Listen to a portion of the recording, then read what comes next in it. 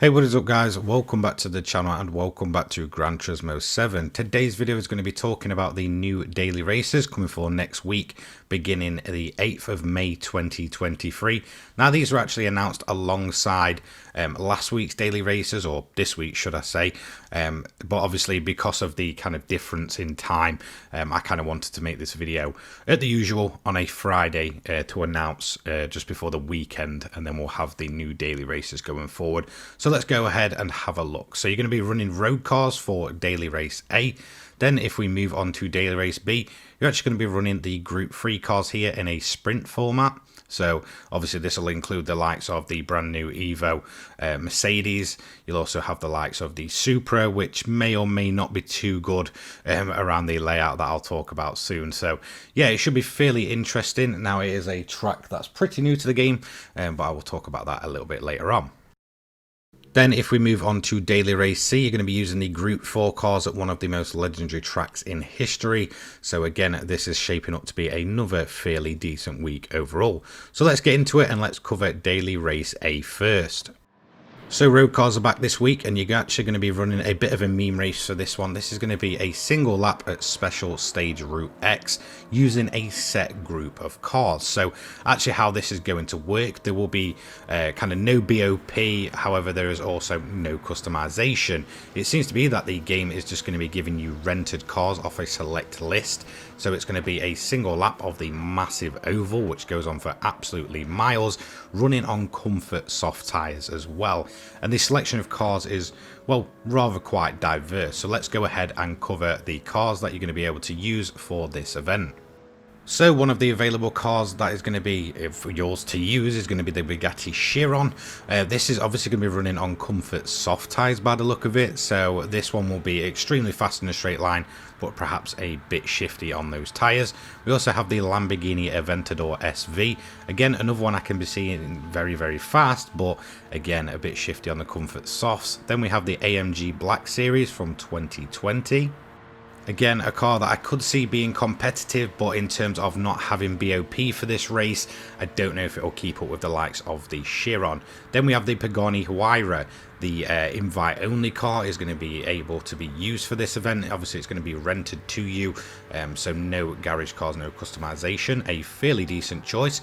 Then we have the Nismo GT-R from 2017, four-wheel drive, so if it is going to be a standing start, it's going to be rather quick there, but I feel like this will be a roll-in. Then we have the R34 GT-R from 2002. How this one's going to perform, I'm not too sure. We also have the Supra RZ from 1997. Again, another bit of a tough choice. It seems like a very different kind of selection of cars going on here. Then from America, we have the Dodge Viper SRT. This is the GTS model from 2013. This one I could see being fairly decent. Again, I don't know if it would be kind of top tier up there with the Chiron and such. We also have the Z06 from 2009. This is the C6 model, I believe. Again, another pick that will probably compete with the likes of the Dodge Viper and such, but maybe not with the rest of the kind of more high performance cars.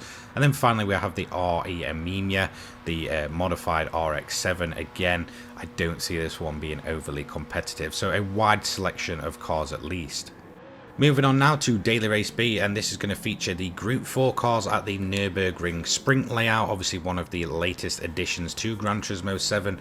Overall, it's going to be a sprint format, so I could see some close racing going on. However, with it being, you know, a fairly short track for the Group 3s at least, I could definitely see some carnage going on, and people just forgetting that it goes right instead of straight on. So yes, we have the Nurburgring Sprint. It's a Group 3 classed race. BOP will be on for this one. You'll obviously have your DR and SR on for this one, and Daily Race C. It's going to be a 6-lap event, so it's going to be rather quite short, basic sprint format, and it's going to be on the racing hard tyres, so no pit stops, no real strategy. It'll be a straight fight and battle to the finish using the Group 3 cars. So I think we all know the meta car at the minute for Group 3. Obviously, it is the Supra. Whilst I do see that car doing very, very well, I do think there is a few other cars to watch out for. Mainly the AMG Evo, which is one of the latest additions to the game. That seems to be performing rather quite well wherever it is. You may also see some of the other cars, such as the WRX and such, doing quite well in those more twisty sections. But in all honesty, I definitely see, you know, the more meta cars rising to the top, especially when it comes to the straight line speed of that Supra. There is a couple of places where it can really kind of take advantage of that high speed. So overall, this should be a fairly decent race, some good battling going on, but just expect a bit of carnage early on as people forget to turn right, especially if you're in them lower leagues and people are kind of just jumping in and out of Gran Turismo kind of, you know, maybe every few months and such. You may see some cars just not even knowing this layout's in the game. So overall, it should be a fairly decent sprint race, but will it be kind of one of the classics of all time? In all honesty, probably not. Then the final one, Daily Race C. This is Mount Panorama or Bathurst, whichever you'd like to call it, using the Gr.4 machines. It's going to be an 8-lap race, so it's going to go on for a little bit of a while. It's going to be 3 times tyre wear, 6 times fuel usage, sorry, RH and RM tyres, or RH mandatory, so you do have those mandatory tyres to run. If you don't, expect to get a 1-minute penalty at the end. So overall, this should be a fairly decent race. Now, I know Mount Panorama isn't for everybody, and I know especially when you're up on the mountain, it's a bit of a nightmare to get any overtaking done. So in all honesty, I don't see it being quite as good as the likes of, you know, Spa that we've had this week.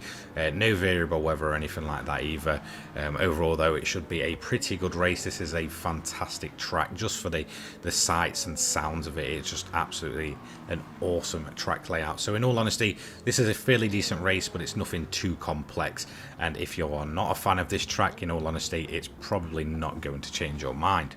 Now, obviously, one thing to note is that the Gr.4 cars are a little bit slimmer than the big wide-bodied GT3 cars that we do have in the game, so overtaking may not be as bad as running those. I mean, I know we've had the Gr.3s run here before, so obviously expect to be a little bit easier to overtake, but again, like I said, up on that mountain, don't expect too much action. It may be kind of, you know, just following the pack and then using slipstreams and stuff down the back straights to really kind of get those overtakes done. So, in all honesty, let me know what you think of this one.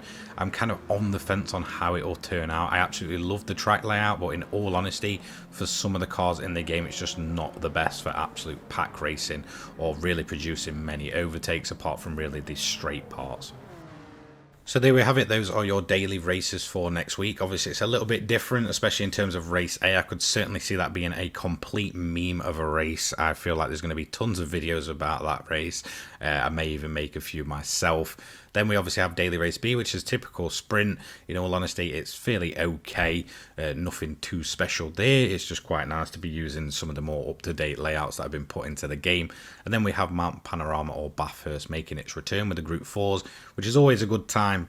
But again, I just don't really know how it's going to pan out over a week, if it will be too exciting or just a bit of a follow the leader kind of thing until you get onto the straights. So there we have it. Those are the daily races for next week. Let me know what you think of them down below in the comments. That's going to be it from me today. Don't forget to leave a like, comment and subscribe for all things Gran Turismo 7 and motorsport related.